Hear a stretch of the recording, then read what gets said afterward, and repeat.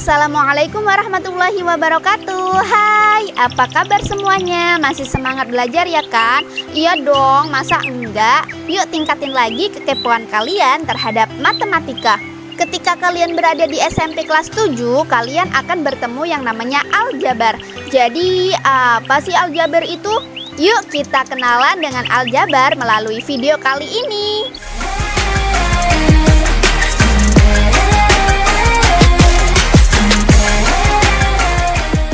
Aljabar merupakan penggabungan teori bilangan-bilangan rasional, irasional, dan geometri.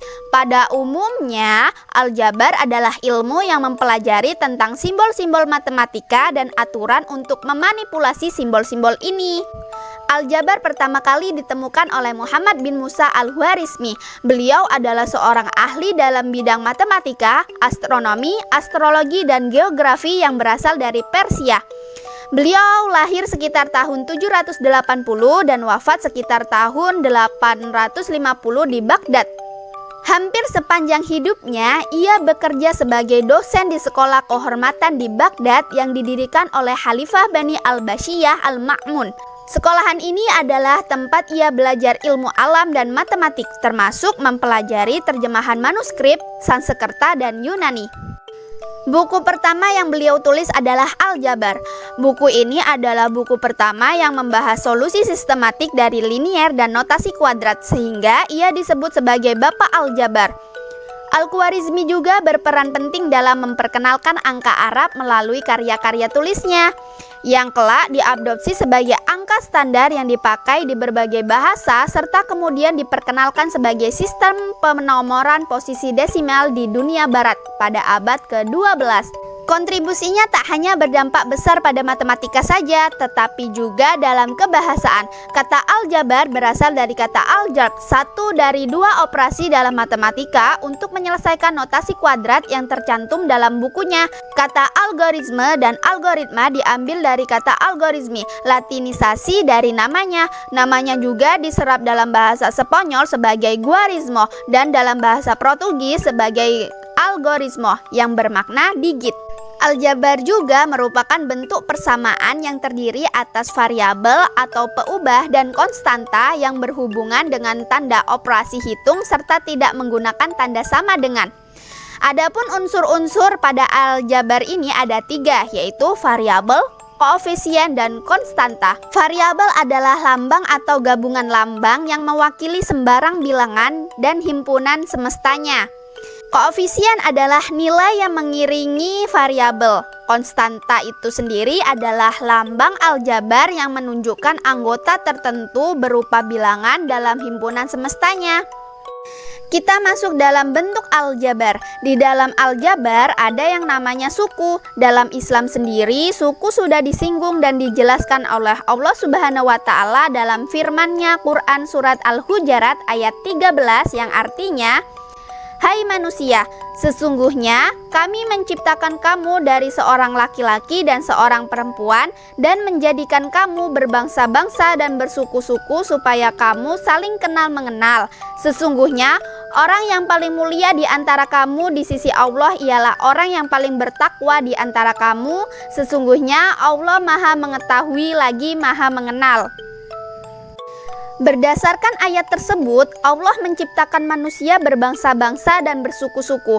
Hal ini juga terdapat dalam bentuk aljabar yang terdiri dari berbagai suku. Nah, di sini ada contoh bentuk aljabar. Misalnya, 24x pangkat 2 ditambah 5y pangkat 2 dikurang 12x y ditambah 8y dikurang 7. Yang mana yang dinamakan suku? Ya, 24x pangkat 2, 5y pangkat 2, 12xy, 8y, dan 7 itu merupakan suku-suku aljabar dari bentuk tersebut. Lalu, untuk unsur-unsurnya sendiri itu yang mana variabel, yang mana koefisien, dan yang mana konstanta. Variabel dari suku 24x pangkat 2 yaitu x pangkat 2.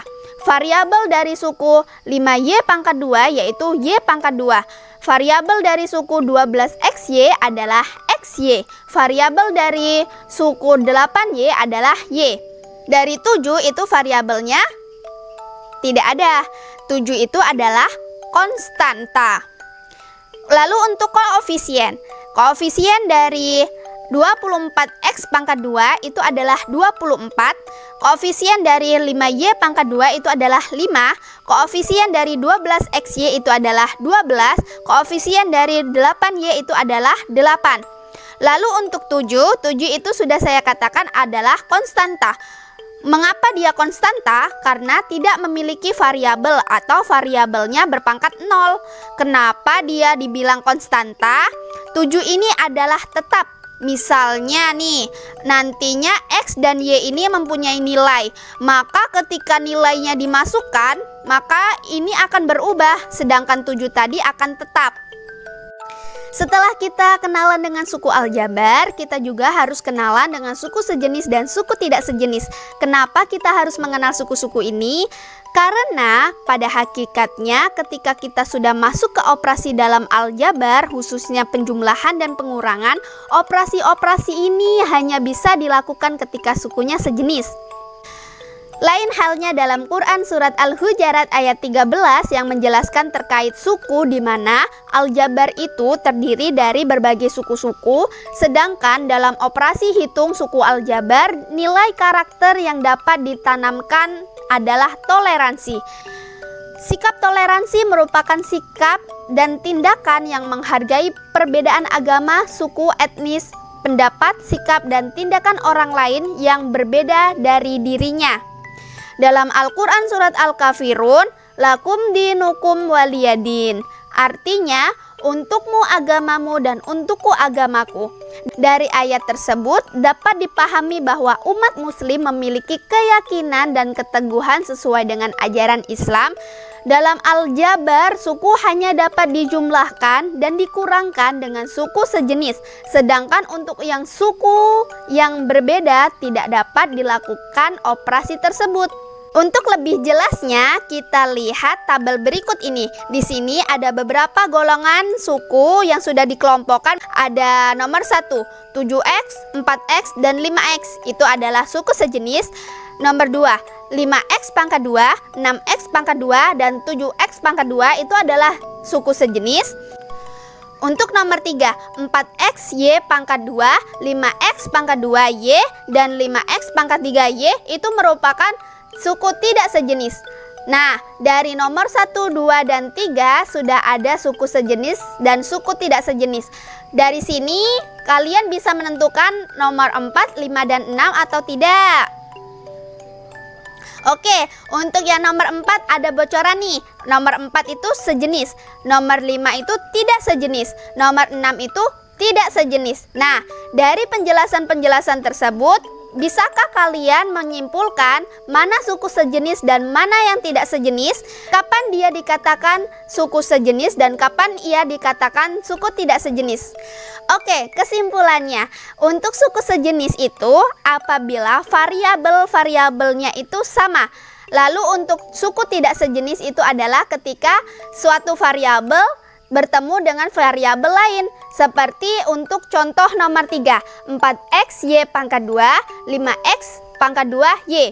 Itu sudah lain variabelnya. Baiklah, itulah tadi penjelasan dari saya. Semoga bermanfaat, dan apabila saya banyak-banyak salah